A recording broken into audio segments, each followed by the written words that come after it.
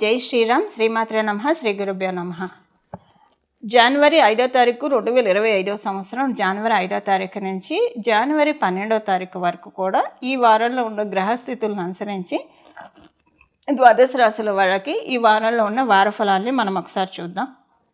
అన్నిటికంటే ముందుగా గోచారంలో గ్రహదేవతలు ఎక్కడెక్కడ సంచారం చేస్తున్నారో మనం చూద్దాం. వృషభ రాశిలో వక్రించిన గురు భగవానుడు, కర్కాటక రాశిలో మంగళ వక్రగతి, కన్యా రాశిలో కేతుదేవుడు సంచారం చేస్తూ ఉన్నారు.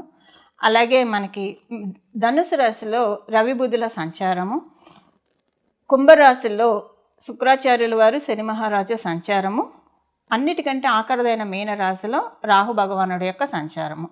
ఇవి గోచార గ్రహస్థితిలో ఈ వారంలో ఉన్న గోచారంలో ఉన్న గ్రహస్థితులు.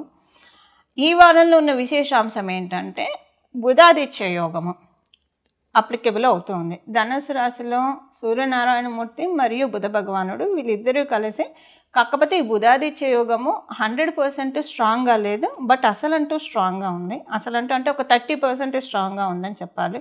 ఎందుకంటే ఒక అగ్నితత్వ రాశిలో ఆడైన సూర్యనారాయణమూర్తి ఇంకొక అగ్నితత్వ రాశిలో ఉండడం వల్ల, అంటే లిటరల్గా మనం తీసుకుంటే కనుక మేషరాశిలో, సింహరాశిలో, అలాగే కన్యా మిథున రాశిలో బుధాదిత్య యోగం చాలా ఎక్స్ట్రీమ్ ఫలితాలను ఇచ్చేస్తుంది, చాలా మంచి ఫలితాలను ఇస్తుంది. మిగతా రాశుల్లో ఏర్పడే బుధాదిత్య యోగం కొంత ఫలితాలను అయితే ఇస్తుంది. అందులో ధనుసు రాశిలో ఇప్పుడు నేను చెప్పిన మేషరాశి, సింహరాశి మరియు మిథున కన్యా రాశులు అంతా కాకపోయినా అసలంటే కొంత బుధాదిత్య యోగాన్ని ట్రిగర్ చేస్తుంది. వాటి వల్ల ఏంటంటే ముందు మన ధైర్యము, అంటే మన ఆలోచనలలో ధైర్యం వస్తుంది. ఇది యూనిక్గా అప్లికేబుల్ అయ్యే పాయింట్ అందరికీ. ఇక్కడ ఉండే బుధాదిత్య యోగం దేనికి చేస్తుందంటే ఆత్మబలాన్ని ఇస్తుంది, మానసిక ధైర్యాన్ని ఇస్తుంది. ముందు మన మైండ్ ఏ రకమైన ఆలోచనలు లేకుండా ప్రశాంతంగా మనల్ని ఉంచుతుంది. అంటే అంటే ఒక్కొక్కసారి మన ఆలోచనలే మన ఆనందాన్ని తినేస్తూ ఉంటాయి. అలా మన ఆనందాన్ని తినేసే ఎలాంటి థాట్స్ మనకి రాకుండా ఇప్పుడు మనకి ప్రొటెక్షన్ అనేది గోచారంలో ఉన్న గ్రహదేవతలు అందరూ ఇస్తున్నారు. అందులో ధనురాశిలో సూర్యనారాయణమూర్తి సంచారం అనేది ఇది ధనుర్మాసం.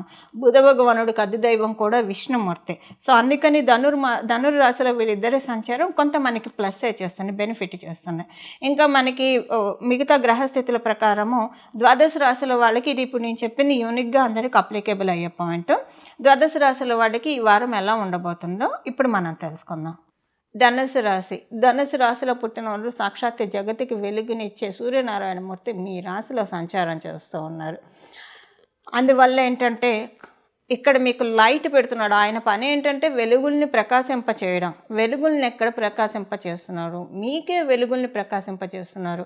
మిమ్మల్ని లైమ్ లైట్లోకి తీసుకువెళ్ళడానికి, మీకున్న సర్కిల్లో మీకు గుర్తింపు తేవడానికి ఆయన చాలా సహాయకారిగా ఉన్నారు సూర్యనారాయణమూర్తి. ఉద్యోగస్తులకి, వ్యాపారస్తులకి, గృహిణులకి, విద్యార్థినులకి, సీనియర్ సిటిజన్స్కి అందరికీ. అయితే ఉద్యోగులకి, వ్యాపారస్తులకి ఓకే లైమ్ లైట్లోకి రావడం మంచిదే. విద్యార్థినులకి కూడా లైమ్ లైట్లోకి రావడం మంచిదే.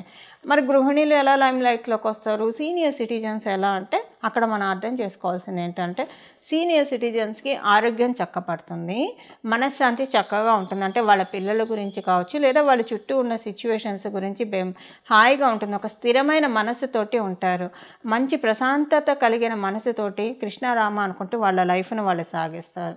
అదే మనకి గృహిణులకు మనం తీసుకుంటే ఇంట్లో ఉన్న వాళ్ళందరికీ బాగుంటే గృహిణి కావచ్చు, అంటే ఆడవాళ్ళు సహజంగా వాళ్ళ ఉద్యోగం చేస్తున్నా లేదా గృహిణి పాత్ర పోషిస్తున్నా వాళ్ళ ఇంట్లో వాళ్ళు బాగుంటేనే తనకి బాగున్నట్లు. తనకి ఎలా ఉన్నా ఆరోగ్య సమస్యలు ఉన్నా ఏం పట్టించుకోదు, కేర్ చేయదు. కానీ వాళ్ళ ఇంట్లో వాళ్ళకి బాగాలేకపోతే తనకు బాగాలేనట్టే తను కన్సిడర్ చేసుకుంటుంది. అందువల్ల ఏంటంటే ఇప్పుడు ఇంట్లో వాళ్ళకి పేరు వస్తే తినే సంతోషిస్తుంది ఫస్ట్. సో అలాగా గృహిణులకి చాలా బాగా ఉంది. ఒకవేళ మీరు గృహిణులు అయ్యండి, మీరు ధనుసు రాశిలో పుట్టి ఉంటే కనుక మీ ఇంట్లో ఉన్న వాళ్ళకి చాలా బాగుంటుంది. వాళ్ళు వచ్చి రోజు మీ పిల్లలు వచ్చి అమ్మ నాకు ఇవాళ ఇలా ఉందంటే ఫస్ట్ మీకంటే తల్లి కంటే ఎవరు ఆనందం పొందుతారో, అలాగే మీ శ్రీవారు వచ్చి చెప్తున్నారంటే మీకంటే ఎవరు ఆనందం పొందుతారు? తల్లి, తర్వాత భార్య కదా ఒక మగవాడి జీవితంలో ఫస్ట్ ఆనందం పొందేది. అలా మీరు చాలా ఆనందం పడే విషయాలు మీకు ఈ వారం చాలా జరుగుతాయి. ఇలా సూర్యనారాయణమూర్తి వెలుగులను ప్రసాదిస్తూ ఉన్నారు. ఇవి ఈ వారం యొక్క గోచర గ్రహస్థితుల ఫలితాలు ధనుసు రాశిలో పుట్టిన వాళ్ళకి. ఇవి ఈ వారం యొక్క గోచర గ్రహస్థితుల ఫలితాలు. ఇప్పుడు మనం చేసుకోవాల్సిన పరిహారం ఏంటో ఒకసారి చూద్దాము. ఈ వారము చేసుకోవాల్సిన పరిహారం వచ్చేసేసి కృష్ణ పరమాత్ముడిని ఆరాధించడం, కృష్ణ పరమాత్ముడిని ప్రార్థించడము, కృష్ణాష్టకం చదువుకోవడము, లేదా కృష్ణాష్టకం చదువుకోవాలి ఖచ్చితంగా 3 సార్లు రోజుకి చదువుకోవడము. ఒకవేళ మీరు ఏదైనా బయట ఉన్నారు అంటే బయట ఊర్లలో ఉన్నారు, లేదా ఈ టైంలో మీరు ఆడవాళ్ళైతే పీరియడ్స్లో ఉన్నారు, అప్పుడు ఇవి చదువుకోవడానికి కుదరదు కదా. అప్పుడు మీరు కృష్ణం వందే జగద్గురుం అంటూ, లేదా కృష్ణ కృష్ణ కృష్ణ కృష్ణ అంటూ, కృష్ణ నామ జపానికి ఎలాంటి తప్పు ఉండదు. అందుకే మనం పెట్టుకునే పేర్లు కూడా భగవంతుడి పేర్లే. మనం సనాతన ధర్మం ప్రకారం సనాతన ధర్మాన్ని పాటించే ప్రతి ఒక్కళ్ళం కూడా మన పేర్లలో భగవంతుడు ఏదో ఒక రూపంలో ఉంటాడు. అందుకే ఏంటంటే సర్వకాల సర్వావస్థల్లో మనం భగవంతుడి నామాన్ని జపించిన వాళ్ళం అవుతాం. అలానే కదా అజామిలుడు చక్కగా ముక్తి పదాన్ని పొందాడు. ఆయన జీవితం ఎలా సాగినా చివరిలో ముక్తి పదాన్ని పొందడానికి కారణం నారాయణ నారాయణ నారాయణ అని ఆయన బిడ్డను అంత్యకాలంలో పిలవడం వల్లే కదా. అందువల్ల నామానికి ఎలాంటి ఇది ఉండదు. మనం ఏ అవస్థలో ఉన్న నామాన్ని జపించవచ్చు. ఈ వారము కృష్ణ పరమాత్ముడి పాదాలను పట్టుకుంటే మనకి సర్వస్వ శరణాగతి చేసుకుంటూ చాలా బాగా ఉంటుంది.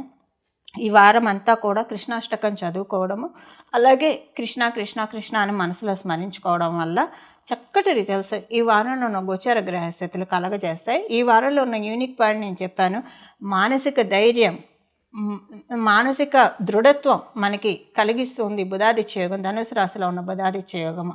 సో దీన్ని మనం ఫరెవర్ మనం కనీసం ఒక 3 ఏళ్ల వరకైనా దీన్ని స్ట్రాంగ్ బలోపేతం చేసుకోవడానికి కృష్ణ పరమాత్ముడి చరణాలని మనం ఆశ్రయిస్తే కనుక డెఫినెట్గా మనకి ఇప్పుడు చేసే ఈ పూజ ఇది ఎప్పుడు చేస్తుంటే చాలా మంచిది. వాటి ఈ వారంలో విడవకుండా చేసే ఈ ప్రార్థన మనకి ఈ ఆరాధన మనకి వచ్చే 3 సంవత్సరాల వరకు మానసికంగా మనల్ని చాలా స్ట్రాంగ్ చేస్తుంది. ఫస్ట్ ఏంటంటే మనకి భయము అంతా కూడా సందేహాలు వీటన్నిటి నుంచి మనం బయటపడతాము. ఒక కాంప్లికేటెడ్ థింగ్స్ నుంచి మనం బయటపడటానికి చక్కటి అవకాశం ఉంటుంది.